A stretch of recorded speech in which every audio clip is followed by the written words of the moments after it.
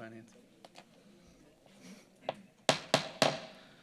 All right, I would like to call to order this meeting of the Finance Committee, June 11th, 2024, 5:30 p.m. at the beautiful Ascension Parish Courthouse.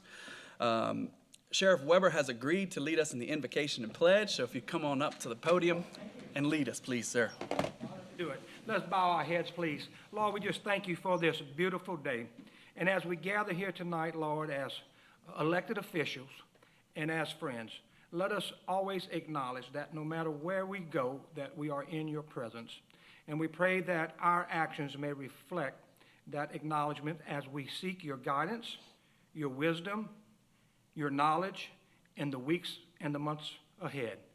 We ask you that you would clothe our lives with charity, that you would deepen our lives with loyalty, and that you will hollow our lives with integrity. And Lord, let our actions in the future reflect those that we may touch along the way. And we say all these things in Jesus' name. Amen. Amen. I pledge allegiance to the flag of the United States of America and to the republic for which it stands, one nation, under God, indivisible, with liberty and justice for all. Thank you very much, Sheriff. Item 2, roll call. Madam Secretary, it looks like we're just missing Mr. Arsenault, who told me he was sick. Ms. Alonzo told me she was sick, and Mr. Turner has not present. Chair's additions, I do have one addition. I would like to kind of rearrange the order. We're going to move items 5K to be number 1 on the agenda, and item 5G to be number 2 on the agenda. For the sheriff, that's why he had to pay me with the invocation and the pledge. Item 4, public comment. Anyone that would like to speak on our agenda items, please see Ms. Ashley. She will get you a red or green slip, and you can fill it out. All right. Item 5, general business. So like I said earlier, we're going to move item 5K to the top. So item 5K is an approval of an intergovernmental agreement between Ascension Parish government and the Ascension Parish Sheriff's Office to contribute funds in the amount of $25,000 each to the Bobby Weber's Community Outreach Initiative, Inc., a 501c3 public charity for the operation and administration of the newly created Eyes on Ascension program. So moved. I have a motion from Mr. Melanson and a second from Mr. Varnado. Do I have any questions? Any objections? All righty, that motion carries. And then item 2 is going to be previous item 5G. Approval of renewal of cooperative endeavor agreement for the maintenance and upkeep of the jail by Ascension Parish Sheriff Bobby Weber. Total not to exceed amount of $2,500,000 per year for a 4-year renewable term. I have a motion from Mr. Robert and a second from Mr. Melanson. Do I have any questions? Any objections? All right. That item is passed. Thank you very much. We appreciate y'all on that. All right, so we'll go back to the regular item, so 5A. The Volunteer Ascension Annual Report is acquired by the CEA with Ascension Parish Government for $25,000 of funding. Ms. Denny? Oh, hi. Take this down a little bit. Good evening. I'm Sherry Dennig with Volunteer Ascension, and on behalf of our board of directors, I want to thank you guys for helping us with the cooperative endeavor. It's certainly been a help to us, and it helps us to be able to do what we do within the parish. So I want to give you a little overview of what we have and what's been going on this year. And let's see. We're going to start with our school tools. That's probably the program that we're known for within the parish. And over the last 25 years, Volunteer Ascension has provided over $1.4 million in school supplies and uniforms to Ascension Parish students in need. And we work directly with the guidance counselors at each school, and they are able to call us and request whether that be school supplies or school uniforms. We have a process that we use, and in most cases, we're able to pull the uniforms from our stock and get them to the school before the child gets on the bus. So that's working out very well. And our School Tools Drive is coming up. In fact, on July 19th and July 20th, we'll have community collections and also a corporate challenge for all of industry and businesses. And we'll be getting that information out to you. We've put that all on our social within the last couple of days. Our Connect Teens program is actually going on right now, and since its inception, over 600 kids ages 12 to 17 have volunteered over 12,000 hours of their summer right here in Ascension Parish. We work with about 21 agencies throughout Ascension Parish where our kids can volunteer throughout the summer. And it's a great program. It's a wonderful opportunity for them to give back. And as we got further into the program, we realized there's an opportunity for us to teach soft skills to our kids so that they'll be ready, when it comes time for them to interview for jobs and things like that. They'll have some of those soft skills that are sometimes lacking. And we also have opportunities to give them leadership roles as they're volunteering with us. The next thing is Special Tuesday. I actually just came from there. It is a program that we do for special needs individuals here in Ascension Parish. And today we served about 125 hamburgers and nachos and everything, all the good things and the fun that they like to do, and the line dancing and music and just a really good time. It's something that they look forward to all year long. And we have a really large community of special needs individuals here, and it is a program that has been going on for about 25 years, and we've just helped Ms. Bobby kind of take over that program so that she could continue it. And it's just a really great program, and it's a good day for them, a great day for them. Also, we do Adopt a Family at Christmas time, and we connect industry and business to people that we're actually working with, clients, whether that be through our Capital Area United Way grant or also referrals from our other agencies. So it works out really well. So everyone with the families, we know them, we've been working with them, they're vetted, and we know what their needs are at that time. So it's been a great way to connect people that are looking to help others at Christmas time. And also, as far as partnership, I'm going to put partnerships that add up, because we love to work with the Parish of Ascension. We also get activated during storms and work in OEP, and that's been a great partnership. And with the collections, whether that be here locally or in other states for people that have helped us in our time of need, we have been leading in that endeavor. And it's a lane that we're very comfortable in.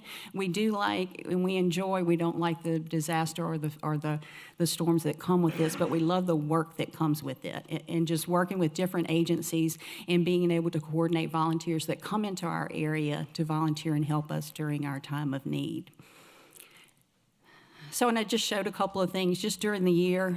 Some of the things that we do, the hurricane disaster relief, donations were requested for Hurricane Laura.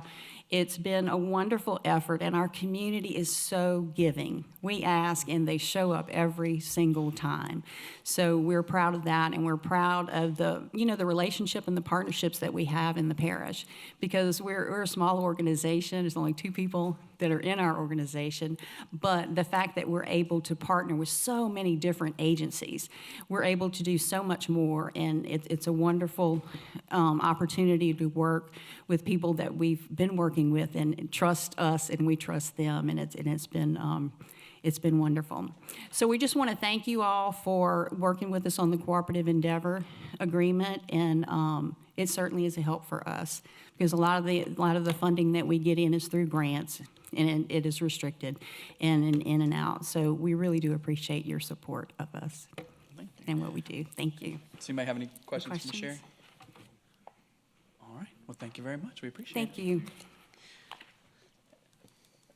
Miss Ashley. Mr. Turner showed up. All right, item B, explanation and review of the Regent Chemical and Research, Inc. Notice of Noncompliance from Louisiana Economic Development for the 2022 reporting period, contract number 2019-0153-ITE, and approval to forward to the next council meeting for vote. Hey, Miss Lisa. Hi, everyone. I'm here tonight to explain the non-compliance issue that Reagent Chemical had. You received, well, the council received a letter of noncompliance from LED. Reagent markets and distributes hydrochloric acid in Geismar. And you all, the previous council approved this ITEP in September of 2019. They, in 2022, they had a couple of people who had to go out on short-term disability for surgery, and that in turn affected their end-of-the-year job count. So it's just a record-keeping thing. They had hired the required number of jobs for the ITEP, but for that year's reporting on December 31st, they didn't have the requirement. And they will be considered in compliance for 2023, and they should be moving forward from there because they have more than enough jobs. And just ask that you consider not penalizing because of this issue with the short-term disability. And I have Jake Nickens from Summit Consultants here, also Quinn Gotro, who's with the company, if anyone has any questions for them. Mr. Robert has a question, actually. Okay?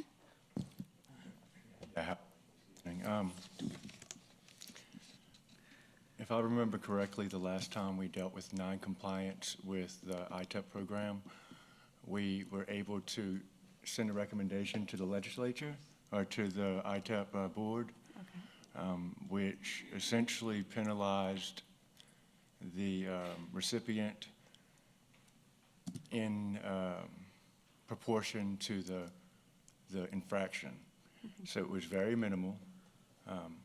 It was something that I brought up then in the hopes of setting a precedent before, and I know typically in the past it was a yes or no deal. And I know it's going to be for the next council meeting, but I'd like my fellow council members to consider doing that. And if you're talking about something as minor as 2 employees, I'd even be willing to say how much of the year were they not compliant? How many of those 2 employees, what is the percentage of that employee quota that you didn't meet? Once you find out what that percent is, what percentage did you get of a tax incentive because of the employee aspect? And whatever that is, which is typically under $1,000 or so. We may want to do a little research on that because of an issue with collecting the taxes and reimbursing taxes. And that's what I said, the way we did it before was we can't decide anyway. It passes through us and then goes to the state for the final approval. All we can do is make a recommendation. I see, yeah. And I would just like to point out, these employees weren't terminated. They just happened to fall below the total number of hours for the year because they went out on STD. They were both back before the 6-month mandatory termination. They were working to this day, and it didn't really benefit us to try to hire to replace them because of what we do. It would take almost 2 months to train. They would work for 4 months, and then we would let 2 people go once the other 2 employees came back. And the whole scheme of things, without a doubt, in no way, shape, or fashion am I saying or even giving negative feedback on what y'all did or anything with the program. Just like anybody else, I love that y'all in the parish. I want to keep y'all in the parish, without a doubt.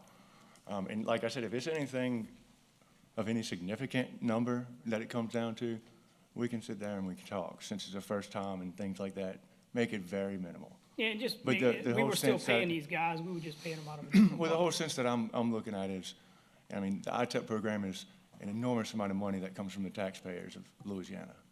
And when the quotas aren't met, I feel like people should have that small penalty if possible. Now, before, when it was an all or none, I get it. No, I would never try to penalize somebody, the whole ITEP, for something minor like that. So just to kind of help put it in perspective, and again, Jake Nickens, Summit Credits. For this contract, the company essentially has to fill 2 buckets. They have to maintain their head count they had at the beginning of the project, which in this case was 36, and they have to create 1 new job on top of maintaining that 36. And so what essentially happened here is that the company for this particular year actually had 38. They had 39. They netted 3 employees, but there were 2 employees that were part of that original hire that were on disability for a couple months out of the year. So they were paid for that entire year. They received wages, but to meet the state's definition of a job, they have to work so many hours. And since they're on disability, they did not meet the hours requirement to hit those jobs.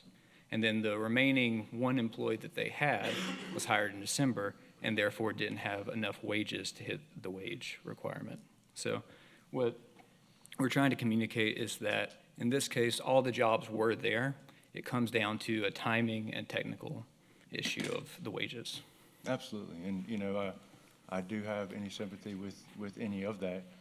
And if it was to the extent of, I thought it was malicious or something with intent of taking advantage of the program, then I'd have a whole different tone. But I mean, like I said, I'm willing to work with y'all, and I don't even know, this is just me speaking. They have 10 other people here that might just think I'm crazy. So I just personally feel like there's guidelines, they're set beforehand, you know what they are. I'm in business, I understand, and when you don't meet those goals, you don't get 100% of what you should get. And those goals are put in place for reasons, for the economic development. And I mean, in the whole scheme of things, we're talking about something very minor. But that's all I really have, Chair. I appreciate you. Mr. P.T. Yeah, my questions were answered by the gentleman. The individuals on short-term disability return to work, correct? So, in other words, you met your requirement, items out of your control, them needing a surgery, put them on short-term disability, and therefore, they're in a different bucket. I totally understand it. I don't think there's any malicious activity on your part. I think you've explained enough for me to understand that it's absolutely, you guys are trying your best to do what you need to do. You can't help if somebody goes on short-term disability. I deal with it all the time. So, you know, put in a different bucket. I think you are all acting in good faith. It's good enough for me. But I do want to kind of bring that point, like they continue to work for your company, correct? They were able to come back to work. Yes, and in fact, we've already submitted the 23 compliance, and they're above the qualifications. Wonderful. And that's it. I wanted to highlight the fact that it wasn't that they terminated these individuals. They had these individuals. They just couldn't come to work for whatever reason to qualify for short-term disability. So I appreciate it. Thank you. Mr. Malonzo. Just for clarification, it says approval to forward to the next council meeting. Exactly what are we looking for tonight? Are we looking to proceed with a potential penalties to the next meeting, or do we have the authority here tonight as a finance committee to end the issue tonight? But I know it does have to go to council. It's got to go to council. I think what we do is, I think where we're voting on tonight and, yeah, we're just moving it to the council agenda. Okay. And then we'll have a specific motion then. Okay. Is that Well, right? Is that actually- at this Sound good time, I'll make a motion to forward it to the next council meeting. Okay. All right. So I have a motion from Mr. Malonzo and a second from Mr. Joseph. Do we have any other questions? Any objections? Thank y'all very much. We appreciate it. Okay, so item 5C, approval of the 2024-2025 Ascension Parish Government Healthcare Services Professional Liability Insurance. Mr. Hughes and Ms. Arsenault. Come on down. Good evening, everyone. Good to be with you. You should have a copy of the renewal proposal, I believe, anyway, in your packet. What you do not have a copy of, because I forgot to attach it to the email, is a market analysis, and I will leave that with you guys, and so you'll have it. Just so you know, this is one that, just like every year, you know, we go to different markets and get different prices back from on this policy as well as all your others. Your current policy is with Liberty Mutual through Iron Health. We did get a price back of an indication from a company called Genstar. They're one of the only 4 or 5 companies probably in the state that are really, I'm not even going to use the word actively looking, but they are at least a potential market in order to write the professional medical liability in the state of Louisiana right now. And a lot of the problems or issues with that is more due to just our litigation and the type of system that we have. And so a lot of companies have pulled out. A lot of them have gone to the minimum. In fact, all of them have gone to a minimum of $250,000 in premium, which makes ours go up pretty tremendously from this past year. I will tell you that Liberty Mutual has told us for 2 consecutive years now, hey, we're going to get you to the minimum of 250. So we knew it was coming. We were fortunate that at least we were able to get them to do it for $225,000 this year. But I will tell you, all indications, they have told us that they are looking to go to $250,000 next year. The good thing with their program, which is better than the other companies that are out there right now in the state that are at least willing to offer pricing on this, is they are not requiring us to go with the minimum of $250,000 deductible per claim. So we're going to remain with a $25,000 deductible with Liberty for this year. All indications are they're not going to require us to do that in the future, to go to the higher deductible. Can't guarantee that, but at least that's their indication as of right now. And so the renewal this year with Liberty Mutual is $225,000. We sent it to 20 markets.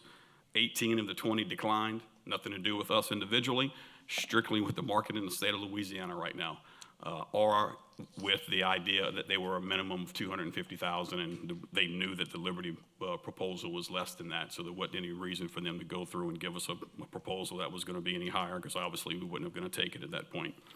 On the proposal you do have in front of you, I'm not going to point out all of it, but I do want to touch on the highlights. The coverages are exactly the same as the expiring policy, which is $1 million per claim, $3 million aggregate. Like I said, the $25,000 deductible remains the same. And then the total policy premium toward the bottom of page 1 is $225,000. Our recommendation is to renew with Liberty Ironshore for this year. Hope and pray that the market gets better for next year. But if not, we're probably looking at $250,000 for the renewal for next year. Any questions, concerns? Or any motions? Motion to approve. I have a motion from Mr. Melanson to approve and a second from Mr. Hillensbeck. Do I have any questions or objections? All right, motion carries. Thank you, Mr. Hughes. Thank you. All right, item D, approval to enter into a subrecipient agreement with East Ascension Consolidated Gravity District Number 1 for the management of the Louisiana Watershed Initiative Round 2 John LeBlanc Detention Improvements. Mr. Monzon. So moved. Oh, I have a motion from Mr. Melanson and a second from Mr. Robert. Do I have any questions? Any objections? You were saved. So moved. Awesome. Item E, approval to enter into a subrecipient agreement with East Ascension Consolidated Gravity Drainage District Number 1 for the management of the Louisiana Watershed Initiative Round 2 Lower Bayou Conway Drainage Improvements. I have a motion from Mr. Robert and a second from Mr. Melanson. Do I have any questions? Any objections? That motion carries. Item F, approval of amendment number 2 to the professional services contract with Elos Environmental LLC to increase the not-to-exceed amount by $200,000 for a total not-to-exceed amount of $220,000 to cover the additional costs of services provided as concerns with the LA Lumina and hauling of red dirt. I have a motion from Mr. Robert and a second from Mr. Joseph. And before I get to the questions that are lighting up my screen, Mr. LeBlanc is going to come up and give us a little update, correct? Awesome.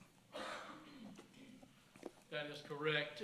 And also I also have Mike Ballone here today with ELOS to talk about any technical questions. But the Red Dirt Project, the one that keeps giving and giving to the public, you know, I think we all agree that this has been a long, outstanding endeavor on our parish and on our residents, and I'll just kudos to this administration and kudos to ELOS and DEQ for at least working with us to try to come up with a plan to stop these residents in Pelican Crossing, River Ridge, Pelican Point, and all those subdivisions from getting covered in red dirt every time the wind blows.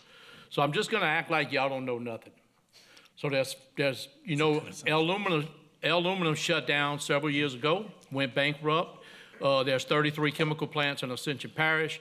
It is a requirement for a chemical plant to have a shutdown policy. It is a requirement for a chemical plant to have money in a trust fund to take care of their business whenever they shut down. Aluminum did go bankrupt. They did put some money into a trust fund. That trust fund is controlled by LDQ. I will tell you that we have been having some great working relationships. We've been meeting with Ron Salvoy, myself, Jade Robin, parish president. We've been meeting with DEQ for several months now, one-on-one, face-to-face in Baton Rouge. And of course, you can understand that this is a concern for DEQ too, because this is the only money in the jambalaya pot. So once we spend all this money, you know, there's no more money to go back to.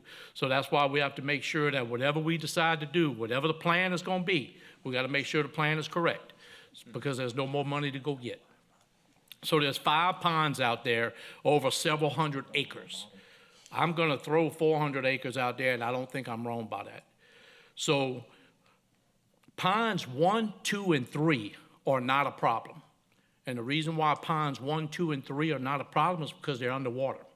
So as long as the red dirt is underwater, it doesn't blow when the wind blows. The problem is that ponds 4 and 5 back up to Pelican Crossing. And the issue is that, be that as it may be, they overfilled ponds 4 and 5 when they were in operation. So ponds 4 and 5 are outside of their banks. They're outside of their walls. So what happens is all the material that's outside of the walls of ponds 4 and 5 is dry, dry, dry. So every time it's a dry day in Ascension Parish and the wind blows, you cannot travel down Highway 44 and see Pelican Point, Pelican Crossing, River Ridge subdivision. You can barely see the road. And I can understand, I think if any of your relatives or anybody you know lives in these neighborhoods, it's tough. And I think you can follow social media to know that, yes, sir. And it goes on, Councilman Robert. So here's the plan. The plan is to do everything we possibly can to level out ponds 4 and 5. All the stuff that's overfilled, that's over the banks, level it out. And then we're going to come back with material that the parish has from drainage projects. Now, we have been dropping dirt at the ponds now for about a month and a half to 2 months. DPW, it's dirt that's coming from drainage projects. ELOS, which is here tonight also, they have been helping us develop this plan to where we can get the right people in there to level out this red dirt and then cap it with the dirt that we're moving to the site from our drainage projects. And then once we cap it, I'm talking 6 to 8, 10 inches of dirt, brown dirt. I've heard the people on social media, well, don't brown dirt fly just like red dirt? It flies. But the goal is, I want to make sure everybody understands the goal is to cap it and then plant grass. And once you cap it and plant grass, then the red dirt's over. If you don't believe what I'm talking about, travel down Highway 30 towards Nutrien and Honeywell and look at the huge mountains of byproduct from those chemical plants. Nobody's complaining about those. You know why? Because they're capped and they got grass. That's why nobody's complaining about those. So our goal is to cap 4 and 5 first, plant grass, and do everything we possibly can to help these residents that are having animals with red feet and everything else. I think the thing that's disappointing is, you know, these people with these beautiful swimming pools, kids home for the summer, and a good windy day, the beautiful swimming pool turns red. And so that's the project quick. Now what we're doing right now is we've been meeting with DEQ because we don't 100% have a CEA signed with them yet. Now, we've been working with them and working with our attorneys, been working with the DEQ attorney. We've been going back and forth, making sure the parish has everything they need, making sure DEQ has everything they need. Once we have the CEA finalized, we're going to come back to you with that CEA, and we're going to give you a full-blown understanding of what we've been doing for the last couple of months. So I feel good about the project, like Chase, like several of you. I did 30 years in industry, so I feel good about this project. I feel good about the plan that we're coming forward with. And I think that you will agree that the residents that live in these neighborhoods, they probably feel like we just ain't moving fast enough. You know, gonna be a beautiful weekend, and it's probably wind's probably gonna kick up again this weekend, and we're probably gonna have some more issues. So, that's a quick overview of what we're doing, but I don't mind answering any questions that anybody might have in the back of your mind. We got a few. First up is Mr. PT. Look, first off, let me say, I like it. It's proactive. I think the administration's doing the right thing. As far as the responsibility is concerned, it's not necessarily the responsibility of the parish, but they are jumping on it and trying to do something, which is great. I like to see that we're going with Elios as a consultant. I like it. Stormwater plans, NOIs, now you're talking my language. We're trying to do it the right way, and I understand all of that, and I understand the costs associated with it. I do think it's very important. It's a health issue for a lot of people as well. And I guess my only question to this is, at the end of the day, the financial responsibility is not on the parish. Is there any way we can seek reimbursement after all of this is done and we can get into that pot to reimburse the taxpayers of the parish? Again, if we can't, we can't, but I do think when you talk about financial responsibility, at the end of the day, we're going and jumping on this because it has to be done, and I commend the administration for that. But the financial responsibility should be in that trust fund. And even though we need to get this done and out of the way, and I understand why on the front end, is there any opportunity for us to be reimbursed for this later? So Councilman PT, you bring up a great point. I want to make sure everybody from the sound of my voice hears this. If there's any residents that are listening, this is not Ascension Parish responsibility. This is 100% not Ascension Parish's responsibility. We're just taking a proactive approach to help our residents. The people that are responsible for this are not getting the phone calls every time the dust blows in Ascension Parish, all right? So we're taking a proactive approach to take care of our residents in Ascension Parish. And yes, 100%, we are working very hard. Our attorneys are working hard. The DEQ's working hard.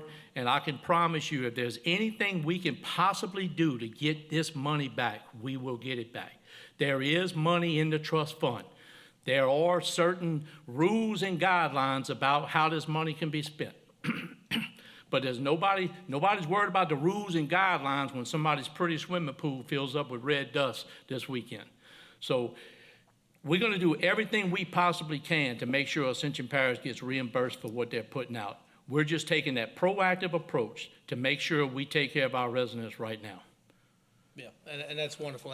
That's my only question, and you won't hear any pushback from me on this. I think what you guys are doing is very important, what the parish is doing. So I'll yield on that. Okay. Mr. Robert's next.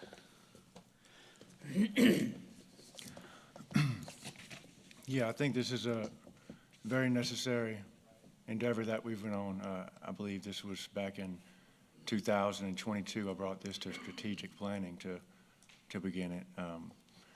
To reiterate what Chief LeBlanc is saying, I was in one of the meetings, I believe you were in the meeting in October, was it October? Yeah, we actually started this endeavor on October 27th, and we've been working hard ever since then. And we sat down with the head of DEQ along with several other people in the department who gave us their word as much as they could.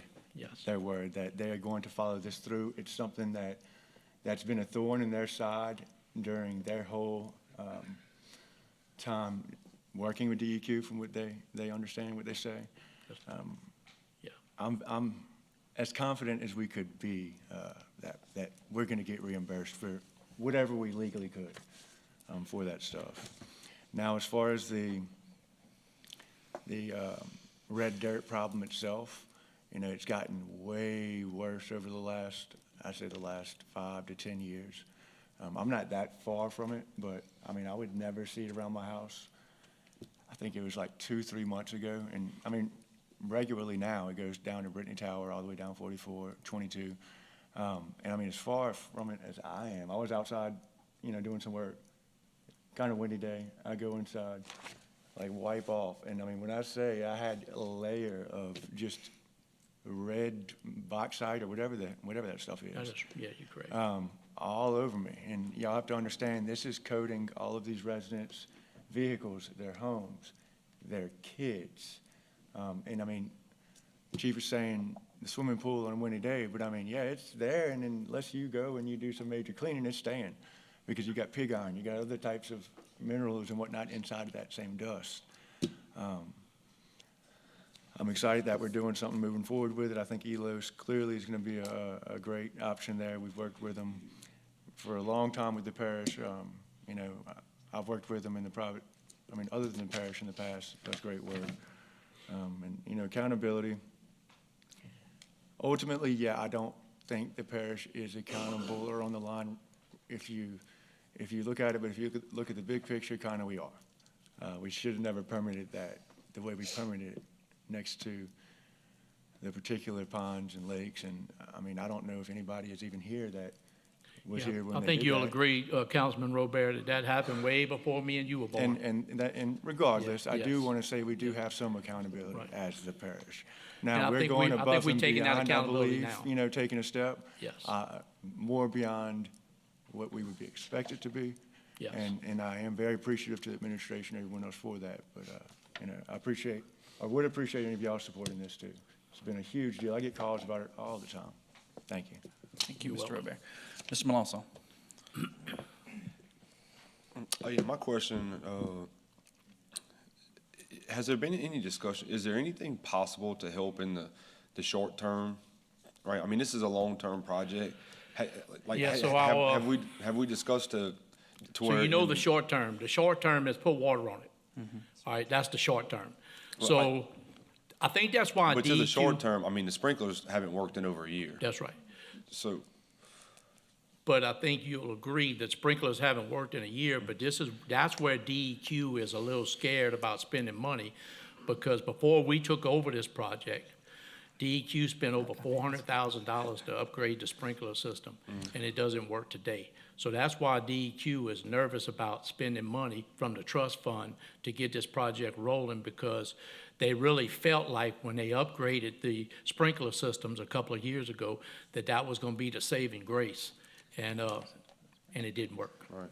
So, the short term is to try to get water on the red dirt as much as possible. But if we can get these, mounds of red dirt that's in 4 and 5 knocked down and get them underneath water, that would take care of a lot of our issues quickly. And that's what we're trying to do. We're trying to get I'm gonna call it overspillage, I'm gonna call it overfilling. We're trying to get that product underwater as fast as we can. And then that'll help. Like I said, you're not having any problems out of ponds 1, 2, and 3.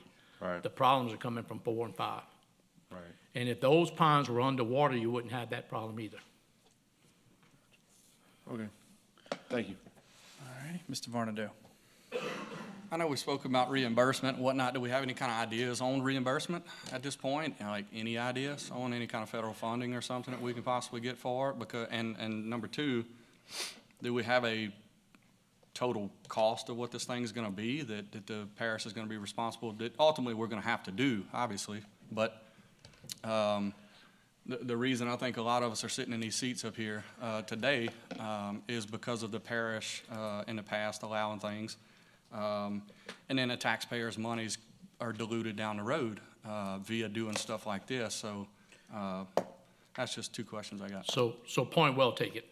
So to answer your first question, I can tell you that every conversation that we have been in with DEQ face-to-face and the DEQ secretary, they are doing everything that they possibly can to make sure that we get reimbursed for any money that we spend from the trust fund. All right? Your second question. How much money is in the trust fund? So at one time, there was $6 million in the trust fund. Am I right, Mike? 6.2 million.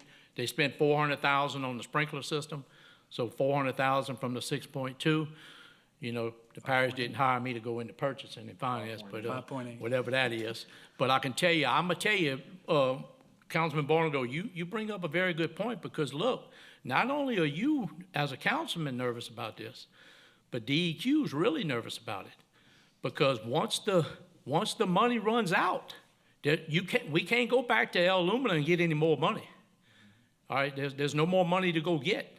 So we got to make sure that And that's why this thing has been taking a little while to get the CEA approved and the project approved and the plan approved, because we got to make sure that this is right, because if you're working for DEQ and you just spent $400,000 a couple of years ago on a sprinkler system that doesn't work, you want to make sure that this plan's going to work, because once you spend the money, there's no more money to go get.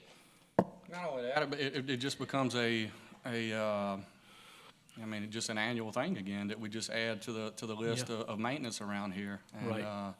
that's something we just need to be a little smarter with. That's right. You know, I know Yeah. And look, obviously where we're at now, that there's not much you can do other than write the check, but Yeah.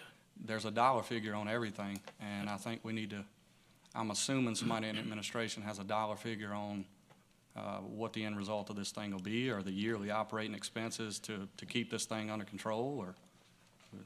Yeah, I think, I don't want to speak out of turn because I think we're still early in the ballgame, but I think that's going to be DEQ's problem.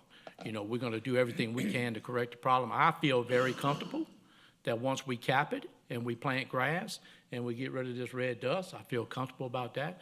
I don't know what the future is going to hold for other things that's going to come up, but I feel comfortable that we're going to take care of this problem with this money right here and do everything that we possibly can to get reimbursed for it. That's our goal. That's the end goal.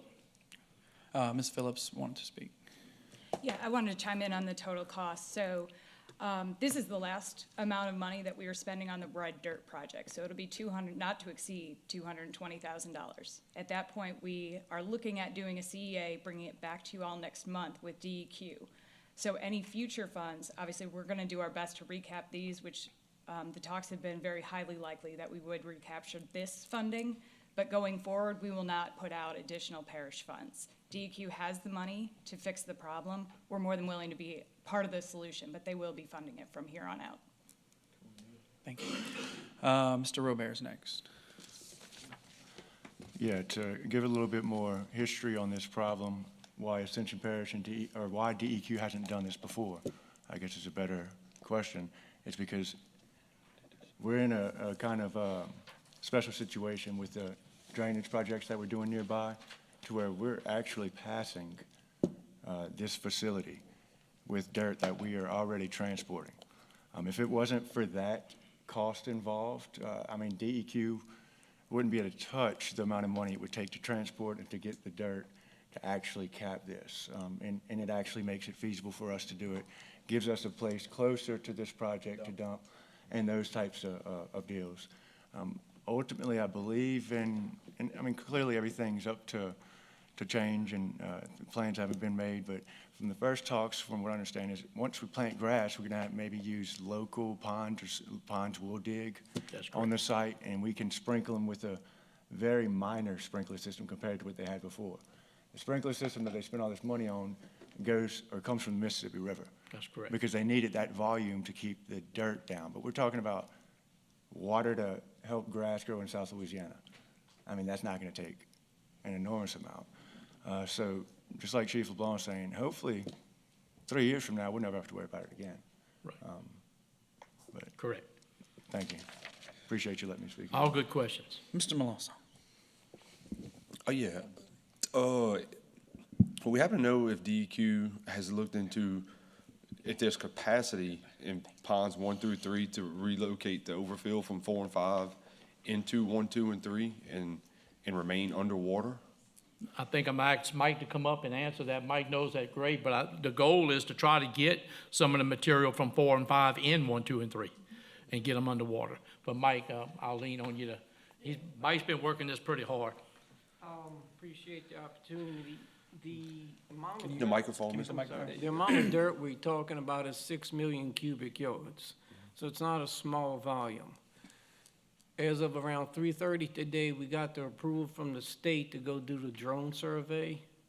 So we're gonna put out what they call markers into site, so we can get base elevations to the what they call the freeboard that's supposed to be there, get the top of the hills and do the volumes. Then we'll know, the answer to your short question, yes, 1, 2, and 3 can handle 4 and 5. So what's gonna actually happen, and James is correct, but the first thing we're gonna do is take the parish mud and raise the height of the levees. Okay, so the first loads of mud, and it's gonna be many thousand cubic yards, we're gonna raise the height of the impoundments. We're working to hook up a new connection to the Mississippi River so we can maintain control while we work on 1, 2, 3, 4, and 5. Unfortunately, about 25% of 1, 2, and 3 are exposed. But that again won't be a problem. We've already started the process of the hookup to the river with Impala, the people that maintain the, I guess, the shipping, whatever, I know what they do, to be honest, but, so that's concurrently happening. So we're gonna go do the drone survey, get all the dimensions, volumes, draw the maps that we know that where we need to make our cuts, where it can hold, how far we need to push. At the end of the day, before we leave the site, whatever's been worked will be either temporarily capped or underwater. While we're doing the work, we have specialized equipment, they call it low-pressure equipment, so they don't sink into the red mud, but they also equipped with spraying equipment. So it's spraying the head to keep everything wet down so it doesn't create more dust while we're pushing it. And then once we get control over it, DEQ will decide, okay, what's the final thing? Our biggest push right now is to get the dust emissions under control for the parish. So it's gonna be a two-phase project. The ultimate is what James says. The biggest will be the first parts getting the dirt down on the water management, they call it. That's what we have been doing, we wrote and developed and scoped out about 7 different closure scenarios. Ran them through cost-benefit analysis, ran them through DEQ engineering. One by one, we would eliminate either for too much money, not feasible, cause more damage than we're doing. The ones that have been accepted by the state and seems to be by La Lumina and the parish is what they call it, water management, and then full closure, which would be the capping. So, yes, 1, 2, and 3 will handle 4 and 5. It is quite a bit of volume. But I brought in Turner Services, Turner Industries, as our subcontractor, for lack of better words.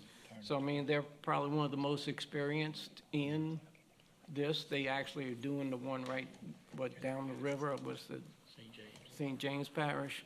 So, I mean, they do this on a regular basis. So, I met with them this morning.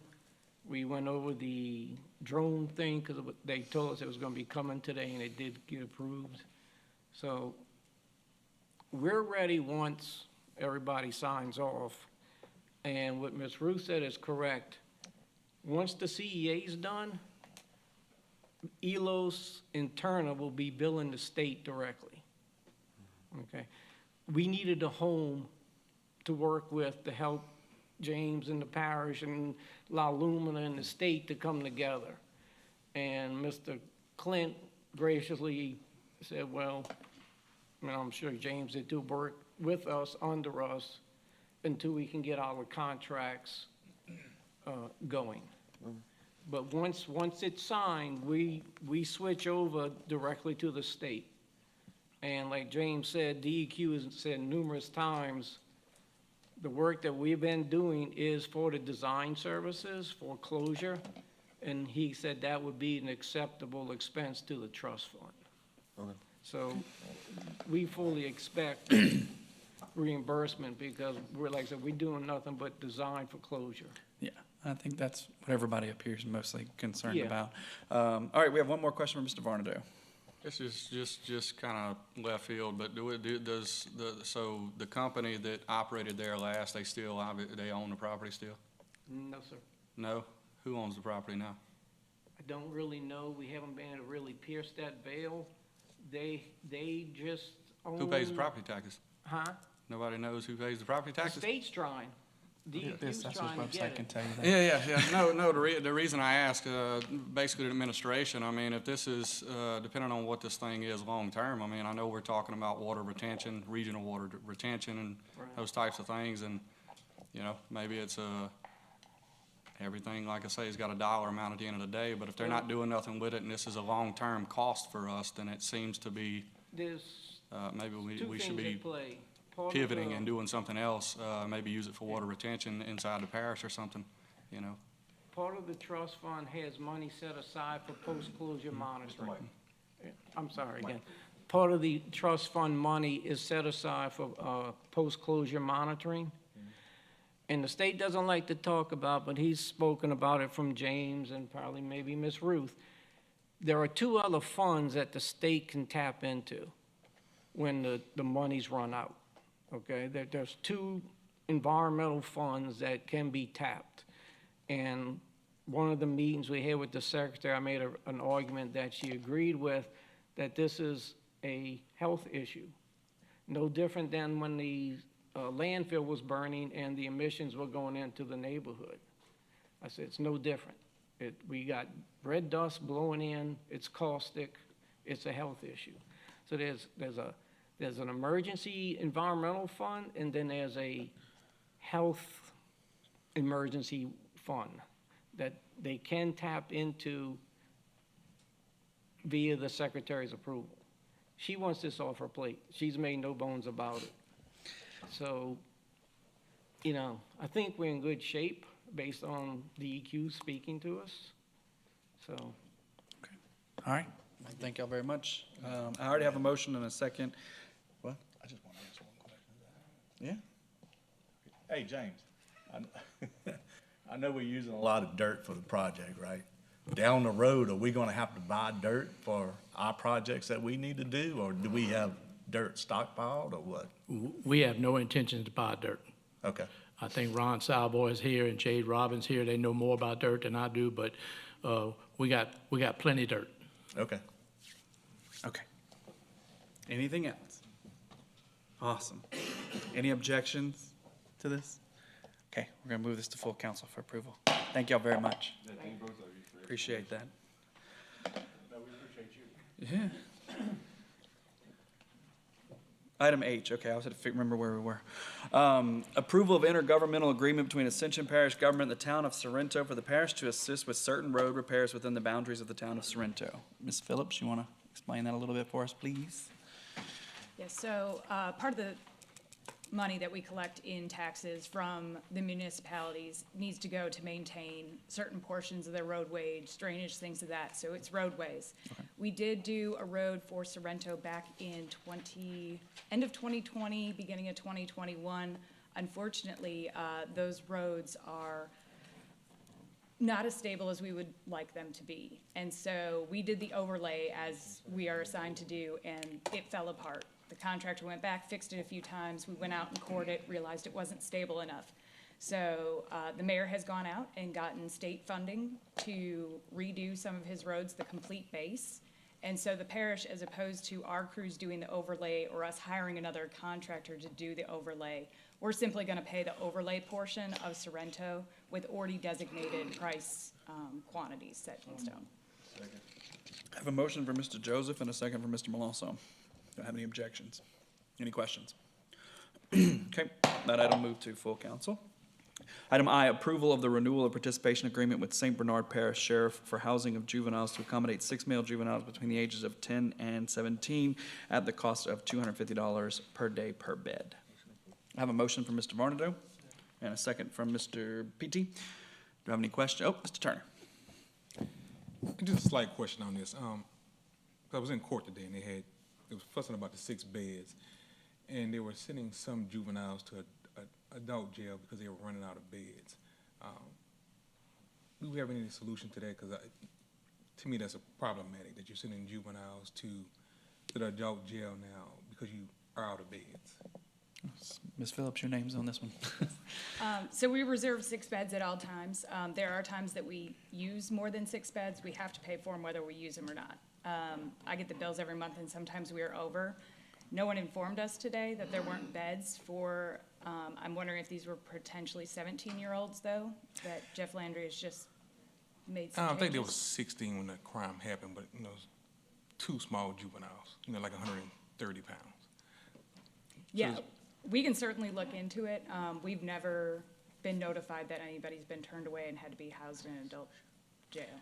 They were still at the St. Bernard facility, but they wanted to move them to the Downsville facility to make room for additional juveniles. From St. Bernard? Yes. Okay. Let me get with our staff and judges and see what happened there. All good? Okay. So I have a motion and a second. Do I have any other questions or objections? Okay. That motion will go to full council. Item J, approval amendment number 3 to the master services contract with Inmon Enterprises LLC, DBA Janney King of Baton Rouge, to increase the contract amount by $300,000 for a total not to exceed amount of $1,594,093 due to additional services at Lamar Dixon Expo Center, and to pay the remaining invoices for the contract term. I have a motion from Mr. Hillensbeck. Second. And a second from Mr. Robert. Do I have any questions? Any objections? All right, that'll move forward. I will say that is because of the Rock the Country that we had to do that. That was kind of a big event. I don't know if y'all went. Item L, presentation of the spending plan for opioid settlement funds. Ms. Colleen, welcome. So this evening, I'm going to give you all an overview of the opioid settlement funds that our parish is receiving and has received, and what our allocation of these funds looks like, how the state is managing and spend the funds, and the timeline for doing so. So the state created a task force, the State Opioid Abatement Task Force, that is advising on the priorities that should be addressed with the settlement funds, and to track how these monies are being spent. For us, so settlement funds are distributed to local governments, and so if we think about the 100% that's distributed to our parish, 80% comes to the parish government and 20% goes to the sheriff. These funds may be received for up to 18 years, but we really have to think about the solvency of these corporations that have been involved in the litigation, and we've already seen some go bankrupt, so we don't really anticipate that we'll receive them for the full 18 years, but that's what is written out in the litigation. And then finally, funding amount by parish and municipality is based on a negotiation class metric. So that's a number that is beyond the state and came out of a district court in Ohio. So the state abatement task force, they created an MOU that all local governments and municipalities, there are municipalities of populations of over 300,000 people that are included in this, and we all had to sign this MOU. And in that, it outlines the strategy categories, how we can spend the funds. They're broken into 3 overarching groups, one which is treatment, that really includes treating opioid use disorder, supporting people in treatment and recovery, connecting people who need help to the help that they need, addressing the needs of criminal justice involved persons, and finally addressing the needs of pregnant or parenting women and their families. The second category is prevention, so we could work on preventing overprescribing and ensuring appropriate prescribing and dispensing of opioids. We could work on preventing misuse of opioids, and we could work on preventing overdose deaths and other harms. And then finally, there's a last category, which is kind of a catch-all, which is called other. It's really working with first responders, working leadership planning and coordination, training, and research. So when we think about our parish and the funding that we've received and has been allocated, just of the total percent that the state's receiving, Ascension Parish receives 2.27% of Louisiana's total allocation. And again, that number came from the district court in Ohio. To date, we have received the first 3 years of funding. It took the state a long time to create those MOUs and decide how we would spend the funds and how they would track the funds. We received years 1 and 2 in a lump sum, and not too long thereafter, we received the 3rd year of funding. So the balance we have right now is $969,841,000. If you all would like to look up more information, what this MOU looks like, what this task force looks like, who's on the task force, et cetera, I have a link to that website there.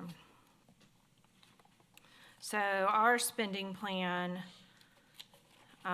first, this year, we know we're in the middle of 2024. So, we really were talking, and we've talked with partners, and really think the best place we can start is supporting our first responders. So thinking about the harm reduction strategy of preventing overdose deaths and those first responders. So we would like to ensure the availability of naloxone, which is the brand name Narcan, by partnering with our fire districts and our local municipalities to make sure that they have that available, and when first responders do respond to something, they have Narcan available. We want to ensure that all of our first responders are properly trained. They have received training on Narcan and how to administer the doses, but we do think they could have more training on opioid use disorder, since they are seeing a number of calls from there pretty regularly. And then finally, we'd like to make Hope Kits available for individuals, but especially family, friends, and community members who are concerned for folks that they know might have problems with opioid use. So this next slide, we stole from a fire department, this picture from a fire department in Wisconsin. Ruth is a community that Ruth actually lived in. But this is what they have called a Hope Kit. I don't know if that's what we'll call it, but for today, the example is a Hope Kit. And we'll work with our local fire departments to create these Hope Kits. Our goal is to reduce opiate overdose fatalities and to provide resources to help individuals on their paths to recovery. The kits will be available for individuals, family members, friends, anyone who might know someone with opioid use disorder. The kit would include Narcan, which is the reversal medication, drug deactivation kits. So there's these little bags, they're called Deterra, and you can put the meds in there and it destroys them there, and you can actually just throw that bag in your trash can within your household. You don't have to get it to wherever you might, to one of our events that we hold twice a year, to the Walgreens all the way over by Our Lady of the Lake in Baton Rouge. You can just do it at home. Fentanyl testing strips, along with literature on resources that are for recovery and treatment, as well as educating others on the signs and symptoms of an overdose. So when we think about the next year, 2025, we have been talking, and we want to continue collaborating with the district attorney's office to understand how we can better support arraignment diversion strategies for persons with opioid use disorder or substance use disorder. We would like to establish a scholarship for Ascension Parish residents to become certified addiction counselors or other mental and behavioral health providers involved in addressing both of those two disorders. We know that just anecdotally, for trying to hire these professionals within the Ascension Counseling Center, it's hard. There aren't a lot of folks in the area. So if we can really ensure that interested persons from the parish are trained, hopefully that would help us be able to fill vacant positions across the parish, not just within us. And then finally, we would like to continue ensuring that our first responders have access to Narcan and the Hope Kits. And that is all I've got for you this evening. Okay. Any questions? Mr. Robert. First question, I think you pretty much answered already. I just wanted to make sure the parish is keeping the money ourselves and not putting it through Our Lady of the Lake. Okay. Secondly, the fentanyl test strips. I think that's something even beyond the Hope Kits that we need to look at putting and having out there. No, we do. Because I know with all of these overdoses and all of these people involved, none of these people want fentanyl. And if they had that available, they would test it. And if they test it, who knows how many deaths this could prevent. So good job. Keep up the good work. Thanks. And I don't know if it could be at pharmacies, at different places to where you could actually have those test strips available. Clearly, it'd have to be administered somehow, but, you know. Yeah, we'll Thank you. definitely explore that further. Okay, Mr. PT. When you've established the Hope Kits or you know, whatever you would have available to the general public, how would they contact your office? Would a family in need contact you? Would there be, you know, are you going to establish like remote locations or Yes. phone numbers to use or whatever that may be? I mean, we're still in the planning of that, but I think the idea really is that they be located at the fire department. Okay. So folks could walk in there. We could have it available, you know, here at the health unit or mental health, but we really want it in the community so that it's as easy to access as possible. And then, of course, working with the 3 municipalities, so with Donaldsonville and Sorrento and Gonzales, to see where they would like to ensure there's access as well. Yeah, so ideally, you know, fire departments, that type of thing. That way they're easier to access for people. Okay, thank you. All right.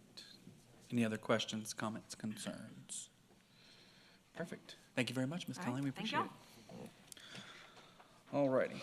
Item M, approval of an ordinance declaring surplus and the authorization of the sale and/or transfer of miscellaneous movable equipment.